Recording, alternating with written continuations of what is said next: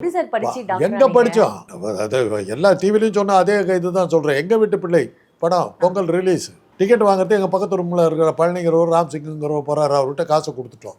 3 நாளாச்சு 4 நாளாச்சு ஆளுங்களை காணும். 4வது நாள் தான் வந்து நிற்கிறாங்க. எங்கடா போனீங்கன்னு கேட்சனோவில் கிடைக்கல. அப்போ அந்த அடுத்த தேட்டருக்கு போனால் அங்கே கிடைக்கல. இப்போ சொல்லிட்டு ஒவ்வொரு தேட்டராக போய் திண்டிவனத்தில் டிக்கெட் கிடச்சி வாங்கிட்டு வந்தேன். பொங்கல் அன்றைக்கி இப்போ அது திண்டிவனம் போய் நாங்கள் படம் பார்த்தோம். அந்த மாதிரி வெறி பிடிச்ச ஆளுங்கம்மா நாங்கள். எங்கள் அப்பா எவ்வளோ பெரிய ரசிகர் பாருங்கள். எனக்கு கார் அமிச்சு டிக்கெட் இது வாங்கி கார்த்திகன் பிரதேச படத்தை மத்தியானம் ஸ்கூலை கட்டடிச்சு கொண்டு போய் சினிமாவில் உட்கார வச்சேன். அந்த படத்தை பாடுறா நீ.